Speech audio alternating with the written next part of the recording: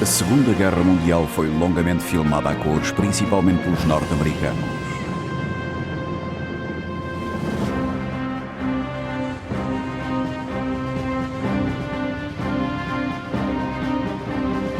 No campo de batalha e na frente, as suas câmaras captaram o conflito.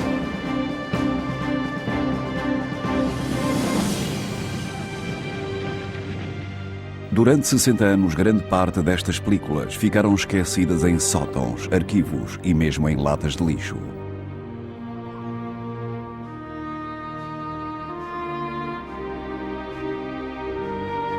Uma vez resgatadas e recuperadas, podemos finalmente ver as películas originais a cores.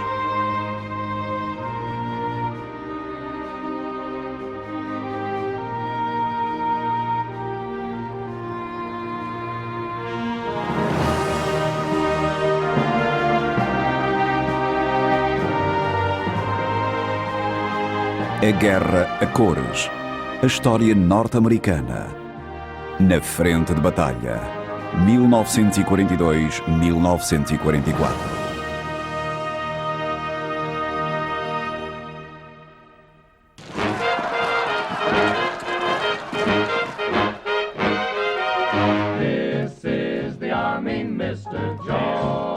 Os Estados Unidos estão de novo em guerra, arrastados para a batalha contra o Japão e a Alemanha depois do ataque a Pearl Harbor.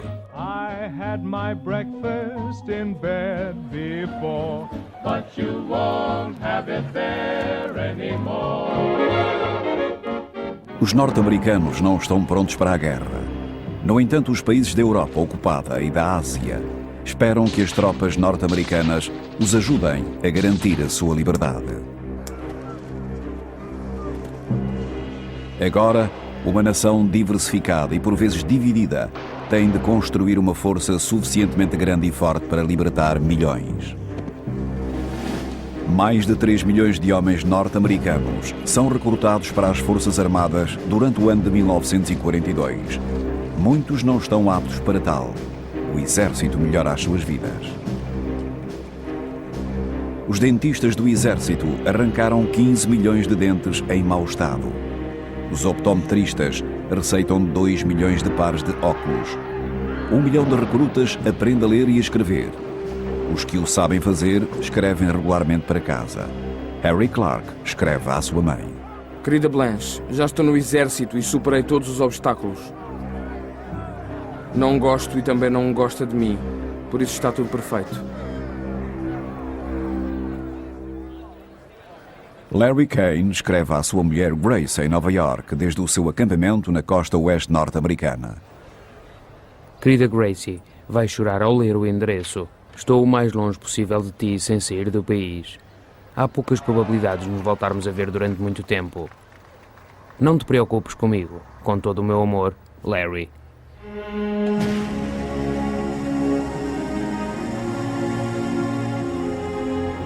Em casa, os Estados Unidos têm de ultrapassar divisões raciais, sociais e de classes para orientar a capacidade industrial do país de modo a produzir armas de guerra. O presidente Franklin Delano Roosevelt diz: a produção dos Estados Unidos deve alcançar níveis muito superiores aos atuais, mesmo que isso signifique o deslocamento das vidas e ocupações cotidianas de milhões de cidadãos.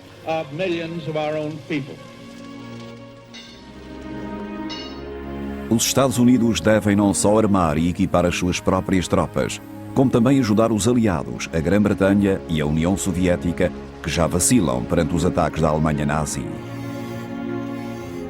Para triunfar, os Estados Unidos devem dedicar toda a energia e recursos da nação a um único fim: a vitória. A primeira-dama, Eleanor Roosevelt, diz: neste momento, é particularmente importante que as mulheres e as jovens deste país recebam um treino adequado para colaborar nesta situação de guerra. As mulheres e os negros estão prestes a ter oportunidades que sempre lhes foram negadas. Phyllis Johnson, operária fabril. Agora posso ter um salário melhor. Estou farta de estar em casa. Os meus pais tratam-me como uma criança. Agora vou viver por minha conta e vou poder mandar-lhes mais dinheiro. Durante os 3 anos seguintes, 16 milhões de homens receberão o treino básico.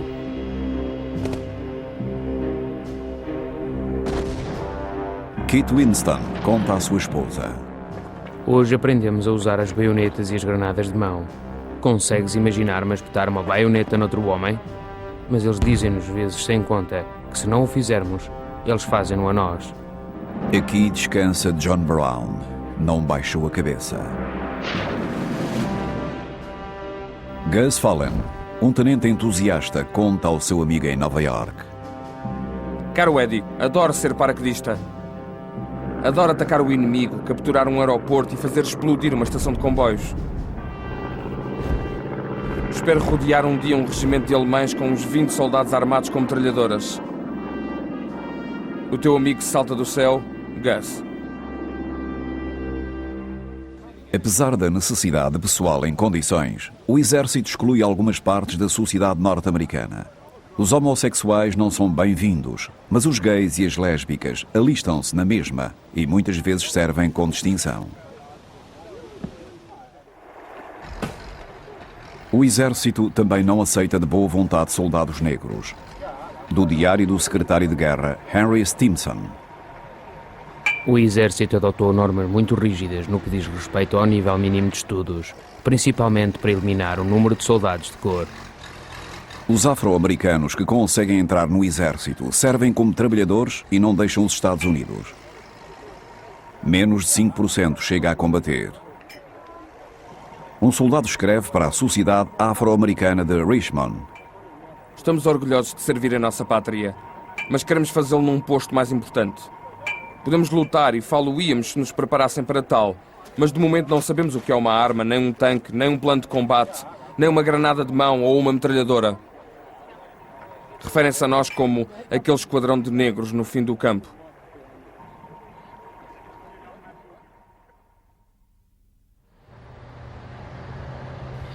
Domingo, 19 de abril. Este domingo foi um dia de muitos desenvolvimentos em várias frentes de guerra.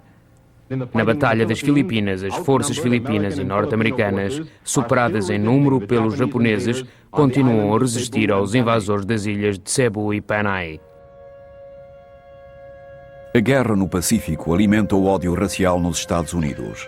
Para muitos norte-americanos, o patriotismo é definido pela raça. Bert Miller, fiscal-geral de Idaho. Queremos fazer deste um país de homens brancos. Todos os japoneses devem ser enviados para campos de concentração. Na primavera de 1942, 110 mil japoneses e norte-americanos de origem japonesa que vivem na costa oeste dos Estados Unidos são levados à força para campos de concentração. Abandonam ou vendem as suas casas e propriedades, perdem muito dinheiro e deixam para trás quase todos os seus pertences. Do diário de James O'Meara. Terá a Gestapo chegado aos Estados Unidos? Não nos teremos indignado justamente contra os maus tratos de Hitler aos judeus? Não é incongruente os cidadãos de descendência japonesa serem igualmente maltratados e perseguidos? Um académico de raça negra, o professor J. Saunders Redding, escreve na revista americana Mercury. Não me agradam as referências constantes aos japoneses como filhos da mãe amarelos e macacos amarelos. Como se a cor tivesse a ver com a traição, como se fosse um problema. O assunto é claro, a liberdade.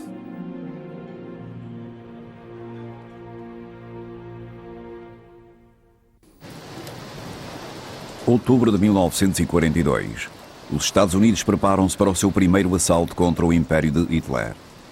Os preparativos para a Operação Tocha, a invasão aliada do norte da África, mostram que o exército e a marinha estão desorganizados e mal treinados. Os ensaios para a invasão fazem com que os aviões e as suas tripulações se dispersem pela costa este dos Estados Unidos, a muitos quilómetros do objetivo. Honey Harmon, general de divisão.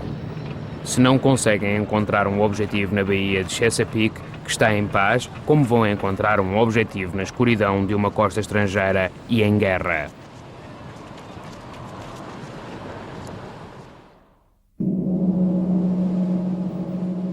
Preparados ou não, a maior força de desembarque jamais reunida parte para o norte da África. Para quase todos os norte-americanos a bordo, oficiais ou soldados, vai ser a primeira vez que vão enfrentar o fogo inimigo.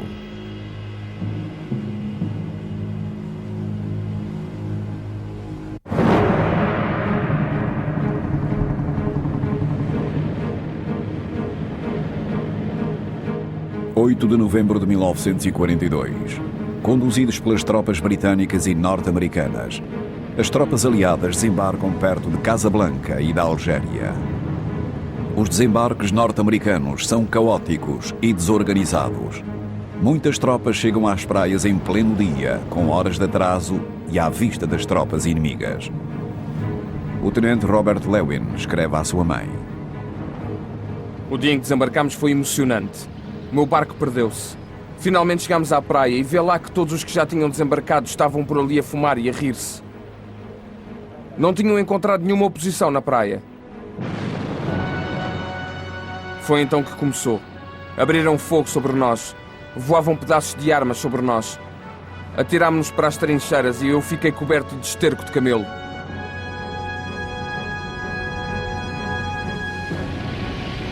Os aliados estabelecem rapidamente pontos fortes em quase todos os portos do norte da África. Mas os aviões nazis bombardeiam diariamente as posições aliadas.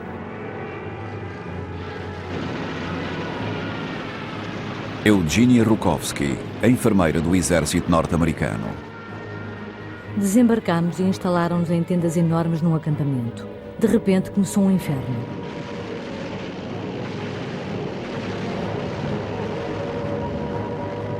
Os alarmes dispararam, os aviões voavam por cima das nossas cabeças e os antiaéreos bombardeavam o céu.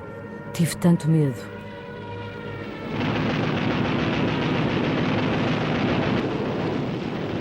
Uma voz britânica guiou-me até um bunker. Ofereceu-me uma cadeira, um copo de vinho e uma janela. Estava mesmo a precisar do vinho. Não podia acreditar que tinha chegado à guerra.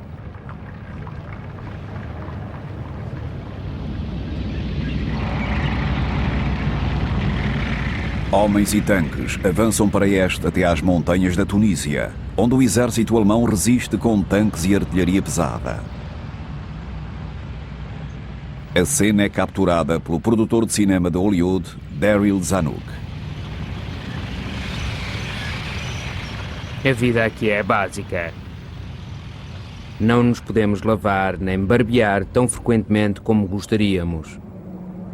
Mas não importa. Vivemos sob tensão. Isto não é um ensaio. O que filmo é o que acontece.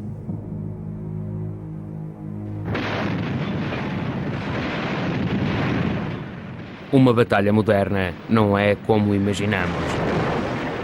Na verdade, não há frentes. A ação é fluida. Uma das nossas próprias colunas pode avançar por um flanco, enquanto a poucos quilómetros o inimigo tem um grupo infiltrado no outro.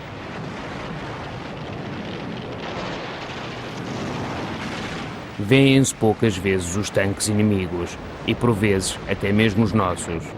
Não avançam uns contra os outros como cavaleiros montados a cavalo. É um jogo do gato e do rato, mas com estratégia. O avanço aliado é travado nas montanhas da Tunísia.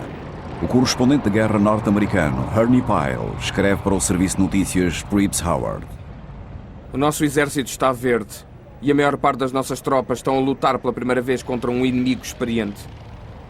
Simplesmente não tivemos força para acabarmos com os alemães com um só golpe. A batalha vai ser dura e provavelmente demorará muito antes de conseguirmos limpar a África e estarmos preparados para seguir para frentes mais importantes.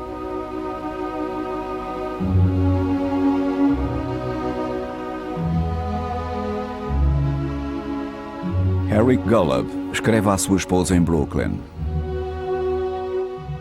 Disseste que ouviste um programa completo sobre Beethoven com o 5º concerto para piano. É o meu preferido. Não sei o que daria para poder ouvi-lo. Ficarias surpreendida por saber o quão famintos podemos ficar por coisas assim.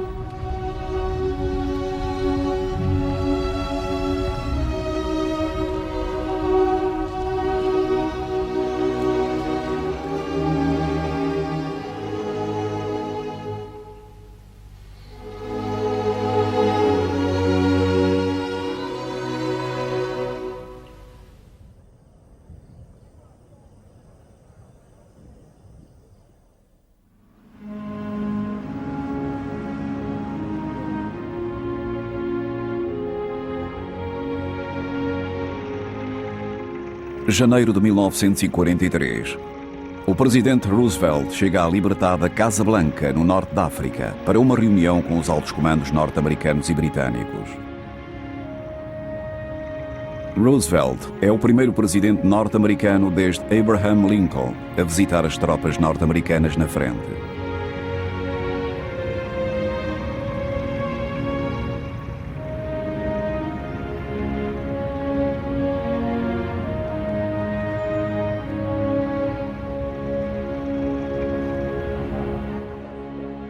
Apesar da Grã-Bretanha e dos Estados Unidos serem aliados, os dois países têm estratégias diferentes para conduzir a guerra.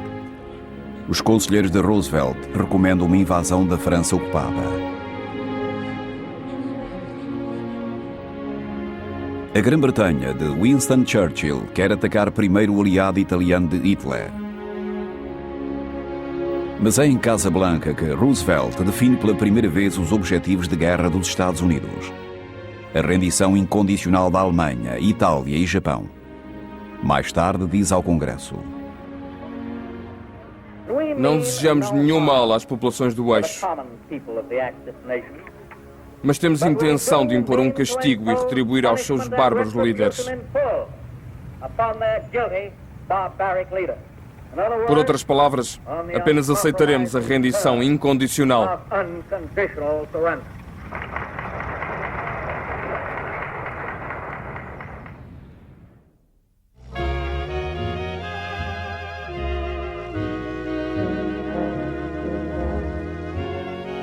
Em casa, os norte-americanos enfrentam racionamentos e restrições. Eric Sevareid informa: hoje, a partir do meio-dia, qualquer pessoa nos 17 estados a este e no Distrito de Colômbia que usem o seu carro para desfrute pessoal estarão a violar a lei. É imposto o racionamento da gasolina para poupar a borracha usada nos pneus. A leitaria Meadow Gold volta a usar carros puxados a cavalos para fazer a distribuição diária de leite. 20 milhões de pessoas cultivam os seus próprios alimentos. Encoraja-se cada família a plantar um jardim da vitória. Há 8 milhões de bocas para alimentar diariamente no exército, e os Estados Unidos enviam milhares de toneladas de comida para a Grã-Bretanha e para a União Soviética.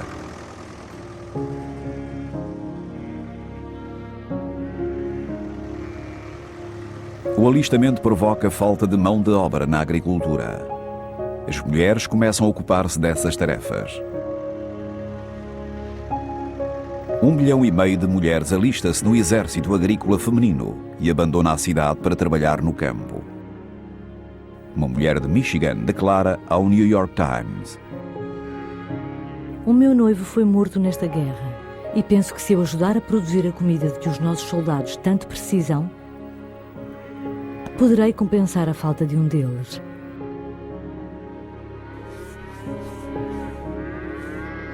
Leslie Tresham: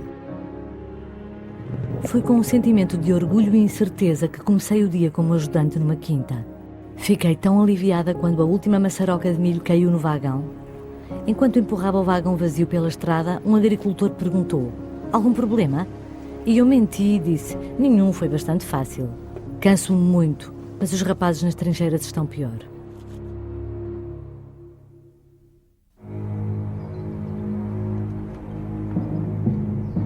Os bombardeiros norte-americanos estão em Inglaterra desde 1942.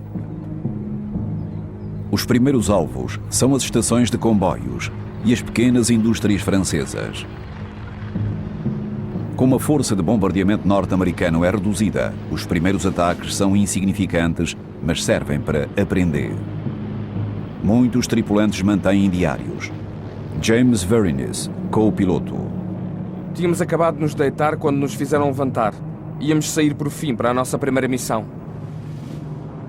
Bill Winchell, artilheiro: O grupo bombardeiro 91 iniciou a viagem pela Estrada da Glória. Estávamos todos sob tensão, nervosos e emocionados enquanto sobrevoávamos o objetivo. Era natural, sentíamos pela primeira vez o gosto do combate. Causámos muitos danos, mas não destruímos completamente o objetivo. Voltámos à base cansados mas felizes. Voltaram todos os navios. O navio, o esquadrão e o grupo regressaram sem baixas. Depois, na missão seguinte, os soldados mudam de atitude. Aqui vemos James Vernies, co-piloto.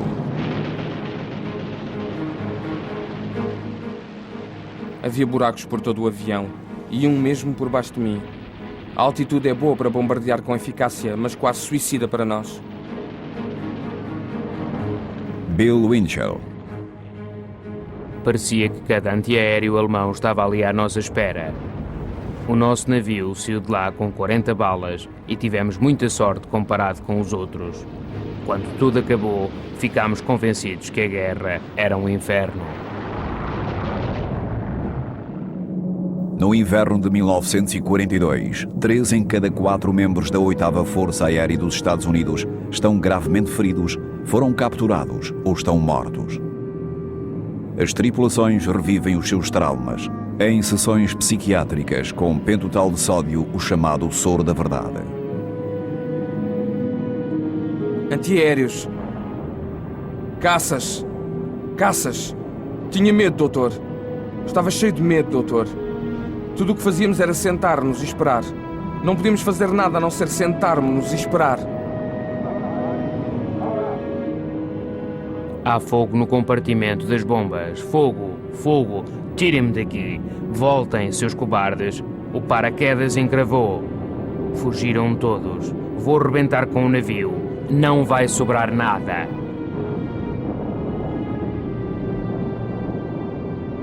Alguma vez vi um homem sem cabeça, doutor? Um amigo seu sem cabeça. Era o meu melhor amigo, eu gostava muito dele. Comíamos juntos, dormíamos juntos, jogávamos às cartas juntos, saíamos juntos com raparigas. Malditos nazis.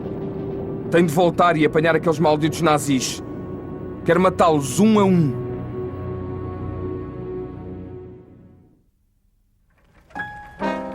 O amor e a luxúria são boas distrações dos perigos da guerra. Martin Bischoff escreve aos seus pais no Colorado. Na outra noite tive de ajudar a censurar o correio dos soldados. O que estes rapazes escrevem? Um deles escreveu 2 cartas, uma para uma rapariga em Londres a dizer-lhe o quanto gostava dela, e a outra para a sua esposa. O outro escreveu a 3 raparigas diferentes para lhe dizer que gostava delas. Ri-me muito. Nem todos o veem com bons olhos. O capelão Firth escreve aos seus superiores. Não há maneira de terminar com este costume vulgar dos soldados de fazer amor, ou melhor, de praticar a luxúria em locais públicos. Os soldados confessaram-me que aproveitam porque estão longe de casa e aqui ninguém os conhece.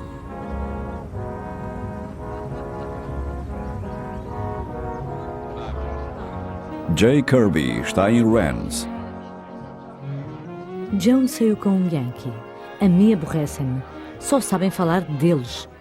E se mudam de conversa é para dizer: tens umas belas pernas. Ou o teu acampamento é muito longe, querida. Fico logo mal disposta.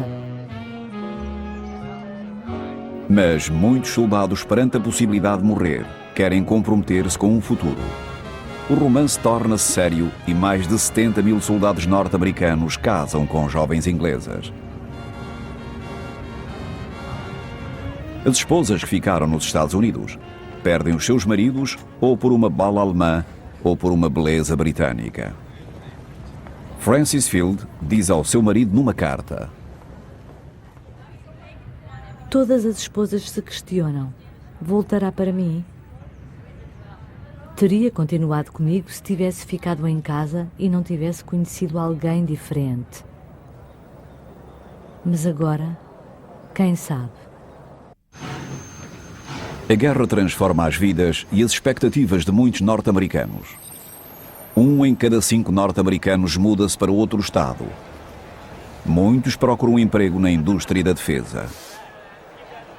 Frances Field escreve: É difícil encontrar alojamento e dizem que somos obrigados a ceder os quartos livres em casas particulares aos trabalhadores de guerra. O serviço doméstico desapareceu e, de repente, há pessoas a aprender a lavar os seus próprios pratos.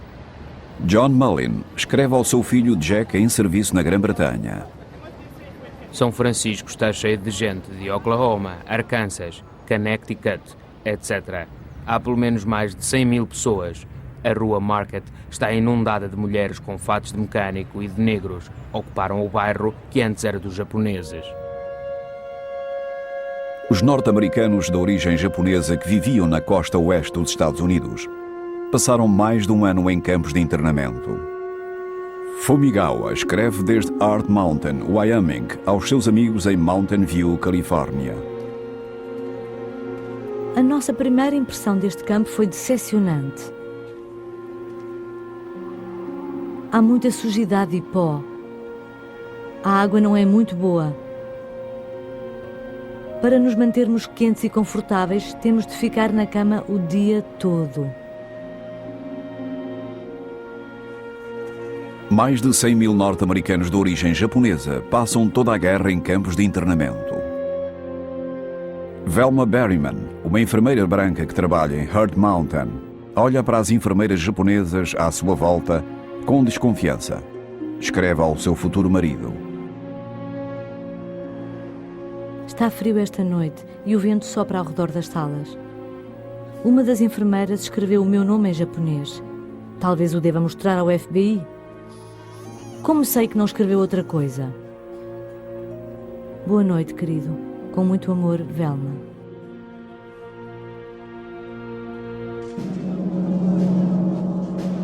Zangados por serem apelidados de desleais, 12 mil jovens oferecem-se para lutar no Regimento de Infantaria 442, composto apenas por soldados de origem japonesa. Alguns alistam-se a partir dos campos de internamento. Um voluntário escreve: Tenho antepassados japoneses, mas pelos direitos de nascimento sou norte-americano. Há pessoas que me tratam por Jap, porque não nos consideram norte-americanos, tal como eles. Porque terão tantos preconceitos raciais. Na Primeira Guerra Mundial, os norte-americanos de ascendência alemã lutaram contra a Alemanha. O Regimento 442 prefere lutar contra os Japs que contra os alemães para provarmos a nossa lealdade. O 442 luta em Itália. O regimento ganha mais de 18 mil medalhas individuais e converte-se na unidade mais condecorada da história militar dos Estados Unidos. A força de trabalho norte-americana está a mudar. Um supervisor de um estaleiro diz: Vêem essas raparigas que manejam as gruas de 40 toneladas. São os melhores trabalhadores que já tive, tanto homens como mulheres. Em 1942, quase 2 milhões de mulheres trabalham em postos de defesa por todo o país. Helen Black. Não é nenhuma brincadeira, mas alguém tem de o fazer. O pó de alumínio entra-nos na pele e, se não a lavarmos cuidadosamente, fica lá. Muitas têm 2 trabalhos, em casa e nas fábricas. Estou a trabalhar bastante em casa e na fábrica. Quando não estou na fábrica, limpo, cozinho, faço compras e lavo a roupa. Não me sinto muito bem. A lei obriga as fábricas de armamento a aceitar trabalhadores de qualquer raça. Leota Ekshaw, uma norte-americana negra, quebra a barreira da cor ao conseguir um trabalho numa fábrica de brancos. Depressa descobri que a fábrica não tinha nenhum trabalhador negro. Pouco depois de ter chegado, foi ali instalada uma matrona negra, seguida de outras raparigas negras na linha de montagem. Se alguém esperava discussões entre as raparigas brancas e as negras que chegavam, deve ter ficado decepcionado. As outras trabalhadoras eram simpáticas comigo. Mas os confrontos são comuns, uma vez que os trabalhadores brancos se sentem ameaçados pelo aumento de trabalhadores negros em trabalhos que eram exclusivamente para brancos. O governador Kelly do Michigan declarou a lei marcial em Detroit, onde distúrbios raciais mataram 11 homens e feriram mais de 500. A lei marcial vai entrar em vigor às 22 horas na costa este. A tensão racial no país reflete-se no exército. As forças aéreas dos Estados Unidos treinam aviadores negros no Instituto Tuskegee, no Alabama. Os homens são segregados numa unidade para negros. O coronel Noel Parrish, comandante que dirige o treino do Esquadrão 99, diz-lhes no dia da sua graduação: Agora são soldados. Fazem parte de uma equipa. O vosso futuro como soldados vai depender da vossa determinação em satisfazer ou não a vontade dos que vos querem ver fracassar. Os aviadores de Tuskegee, que de início são evitados pelos pilotos brancos, acabam por ser enviados para a escolta de bombardeiros que ataca a Sicília, a Itália e a Alemanha. Durante o seu serviço não perdem um único bombardeiro devido ao fogo inimigo. Mas a maior parte dos afro-americanos ainda são relegados para trabalhos de categoria inferior e separados dos brancos. O soldado Bert Barbero escreve desde o acampamento Bear Cleve, no Texas. Foi com bastante espanto que vi um sinal na latrina que destinava uma secção para os soldados negros e outra para os prisioneiros alemães e soldados brancos. Ver isto foi deprimente. Fez-me pensar que aqui os tiranos merecem mais consideração do que os libertadores.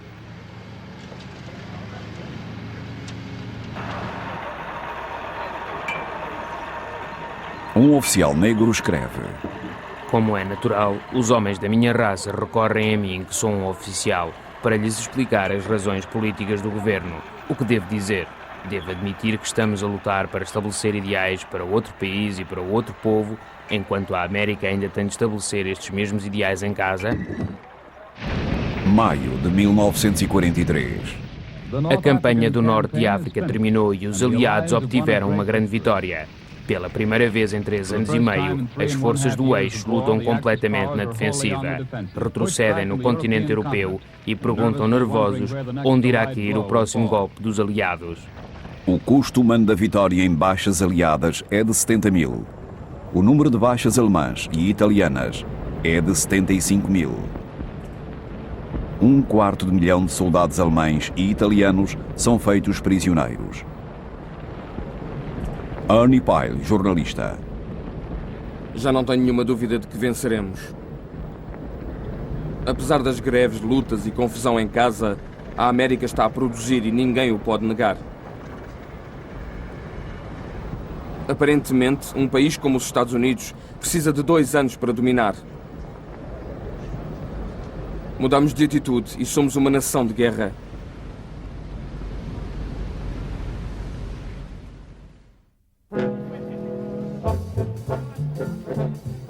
Pela primeira vez, as mulheres norte-americanas têm um papel de destaque entre os uniformes. 350 mil mulheres servem em todos os ramos do exército. Os comandantes do exército veem que as mulheres são mais produtivas nos seus trabalhos e não dão tantos problemas disciplinares como os homens.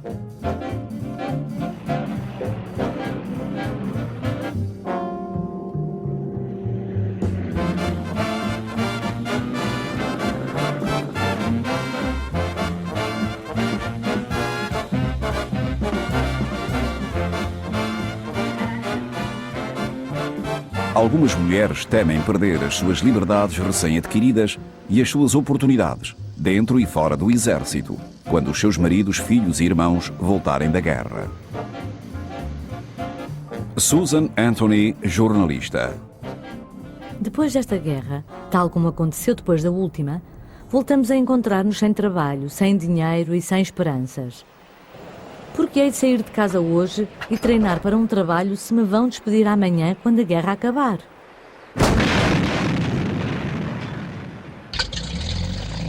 Enquanto a maior parte dos pilotos norte-americanos estão na Europa e no Pacífico, forma-se o Serviço Feminino de Pilotos da Força Aérea, que prepara as mulheres para entregar provisões aos aviões militares, aos barcos e para testar novos aviões. Alberta Paskvan é uma das primeiras mulheres piloto que faz filmes caseiros a cores para a sua irmã Chick. Olá. Ontem à noite ficámos na sala de reuniões até às 8h30. Dançámos todas e as outras faziam tanto barulho quanto podiam. Divertimos-nos imenso. Claro que preferia ter um monte de homens à minha volta, mas isto é uma novidade e é espantoso. Sinto-me uma alma perdida. Sem cartas, sem amor, sem bebida. Carol Bailev escreve para casa. Querida mamã, parece que tem o nosso dia todo planeado, das 6 da manhã às 10 da noite. Escola preparatória, etc. O major disse que se tivéssemos um minuto para nós era porque ele tinha deixado escapar alguma coisa. Com tanto ar, vento, sol, treino físico, manobras e tantas horas que durmo, vou ficar tão saudável como as outras num instante. A maior parte das raparigas são lindas. Fui a uma festa da melancia que havia na Wessel. Quando a Ellie, a Sammy, a Caroline e eu conseguimos acabar de comer o primeiro pedaço, a festa tinha-se tornado numa luta de melancias. Tirei os sapatos e enfiei a cara na melancia. Mais de 1000 mulheres ganham as suas asas de piloto. Albert Paskvan. Perguntam-me se gosto de voar, se é assim tão maravilhoso. Na verdade, o avião pilotou-me mais a mim que eu a ele. Mas sim, gosto muito. Marion Stegman. Querida mãe, os deuses devem invejar-me. É bom demais para ser verdade. Oh, como gosto disto.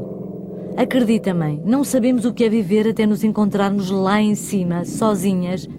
Apenas nós e aquele enorme e lindo avião que vibra nas nossas mãos. Sento-me ali e canto em plenos pulmões enquanto suo a 1200 metros de altitude. Rebocar alvos sobre os quais se disparam munições verdadeiras e pilotar aviões de teste é perigoso. 38 mulheres morrem no cumprimento do dever.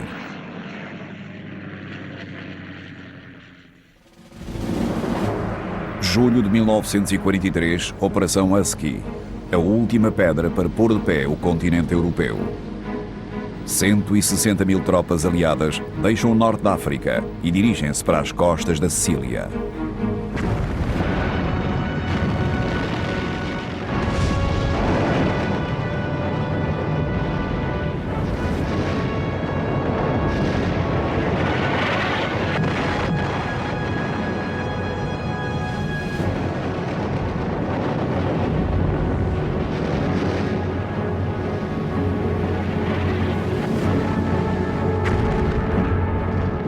O tenente Randall Harris escreve ao seu amigo Benjamin Thompson, da Força Aérea.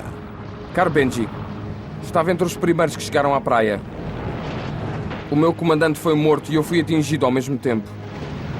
Nem senti dor. Pensava que se tivesse sido ferido com gravidade sentiria os sapatos a encher-se de sangue. Mas não notei nada, por isso continuei a avançar. Olhei e fiquei surpreendido ao ver os intestinos de fora, 3 dedos acima da zona pública. Utilizei o spray de sulfamida, tomei uns comprimidos e pus uma ligadura. São precisos 38 dias para atravessar a Sicília. 60 mil tropas alemãs retrocedem até à Península Italiana, com um custo de 38 mil baixas aliadas. Enquanto as tropas se preparam para invadir Itália, o paraquedista Gus Fallen volta a escrever ao seu amigo camareiro. Bem, velho amigo. Ainda só estamos há um mês na Sicília e já estou farto. Não quero ser um herói, não quero medalhas. Só quero que esta maldita guerra acabe para podermos voltar todos para casa e viver uma vida sossegada.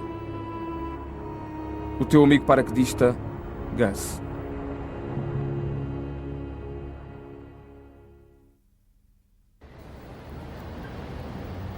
No verão de 1943, Jan Karski, correio do governo polaco no exílio, chega a Washington, D.C. Traz consigo o relato do que acontece aos judeus na Polónia, ocupada pela Alemanha. Dentro de um gueto de Varsóvia, uma unidade de propaganda alemã filma a cores.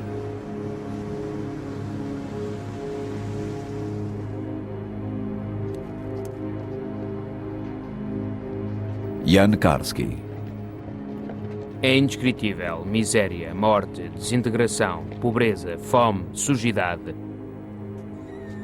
Vi 2 rapazes da juventude de Hitler a brincar com armas, a disparar da maneira mais inconsciente. Era horrível. Karski testemunha perante o juiz do Supremo Tribunal de Justiça, Felix Frankfurter. Frankfurter, filho de judeus austríacos, responde: Sr. Karski, um homem como eu deve ser completamente honesto quando fala com um homem como você. Por isso tenho que lhe dizer, não acredito em si.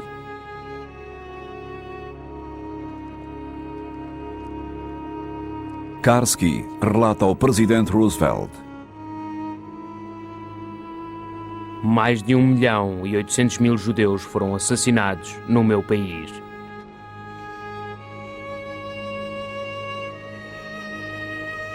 Se Se os aliados não fizerem um esforço para intervir, quer através de represálias, quer através de outras ações, em menos de 1 ano e meio, o povo judeu da Polónia vai deixar de existir.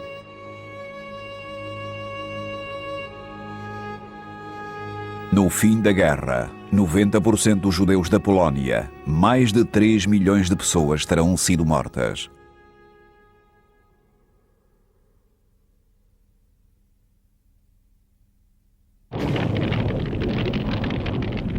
Julho de 1943. Os aliados dirigem os ataques contra a população civil alemã. Os bombardeiros britânicos atacam a população civil e alvos militares de Hamburgo com bombas incendiárias.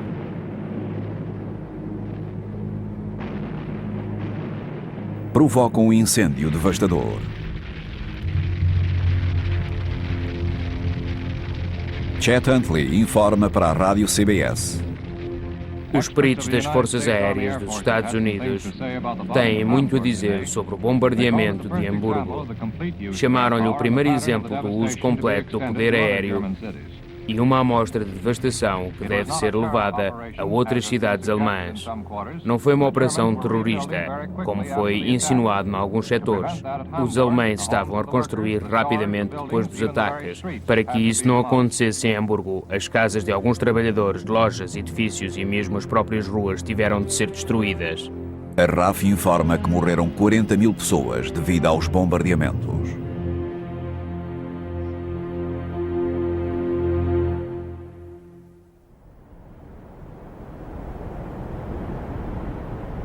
Na Europa de Leste, os camponeses da Jugoslávia e da Albânia sofrem sob a ocupação fascista. Há grupos de resistência armada que atuam nas montanhas.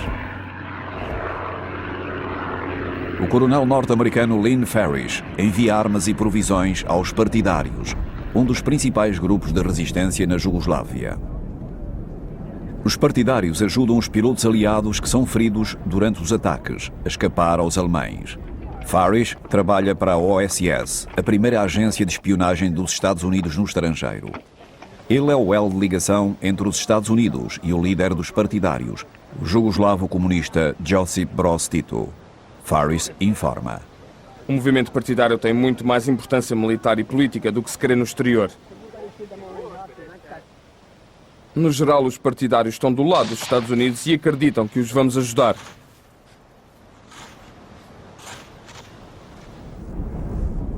Os grupos de resistência na Jugoslávia criam um dilema político aos aliados.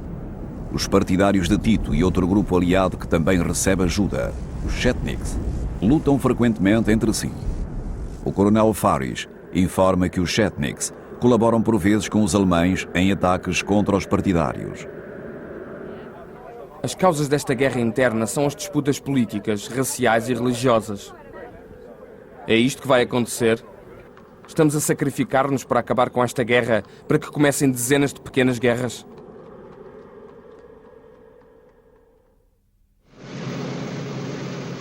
Fevereiro de 1944. Os aliados começam a destruir a indústria aérea e a Luftwaffe antes de iniciarem a planeada invasão da Europa Ocidental. Numa semana, os bombardeiros norte-americanos e britânicos realizam mais de 6 mil missões. Lançam 18 mil toneladas de bombas sobre a Alemanha.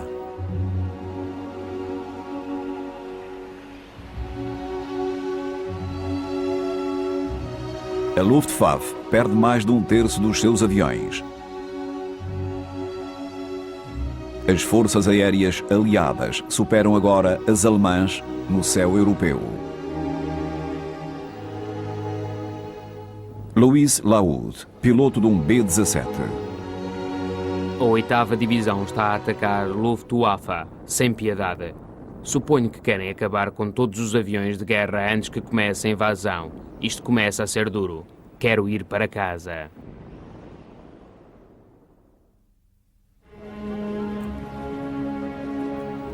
A Grã-Bretanha tornou-se numa ilha fortaleza. 2 milhões de tropas aliadas estão prontas e à espera. Larry Kane. A primeira coisa que fizemos ao chegar foi ouvir um breve discurso de boas-vindas que nos recordou o porquê de alistarmos. Viemos para invadir este continente. As agruras, lutas e sacrifícios dos últimos 2 anos conduziram os aliados a um momento decisivo da história. Os Estados Unidos, que inicialmente tinham alguma relutância em entrar para a guerra, estão agora prontos a juntarem-se aos seus aliados no assalto final ao Império Fascista de Hitler. Durante estes 2 últimos anos, esta nação converteu-se num parceiro ativo nesta grande guerra contra a escravatura humana. Neste conflito fomos obrigados a aprender o quanto todos os grupos e setores da população norte-americana dependem uns dos outros. Há uma só frente. Quando falamos do nosso esforço total, falamos das fábricas, dos campos, das minas e do campo de batalha. Falamos de soldados e civis, de cidadãos e de governos. Cada um de nós tem a solene obrigação perante Deus de servir esta nação na sua hora mais crítica, para que continue a ser grande e o seja cada vez mais num mundo melhor. Make this nation greater in a better world. Junho de 1944. Na costa sul inglesa, as tropas começaram a entrar nos barcos para uma viagem de 6 horas através do Canal da Mancha, em direção à costa de França. Gisela Simon, ajudante da Cruz Vermelha, escreve desde Cleveland à sua família. Queridos pais, estamos à espera da invasão com tanta impaciência como vocês. Trabalhamos diretamente com as forças de combate que farão o primeiro assalto. Rezem por eles, vão precisar. Tremo quando penso nos rapazes que não vão voltar. O tenente Tracy Sugarman escreve uma nota à sua mulher, June, antes de embarcar. Espero que recebas esta nota. Não vais saber de mim durante bastante tempo. Não te preocupes. Estou preparado para tudo o que possa acontecer. Devo-te esta maravilhosa paz de espírito, June. Adeus durante algum tempo, querida. Lembra-te que te amo com todo o meu coração.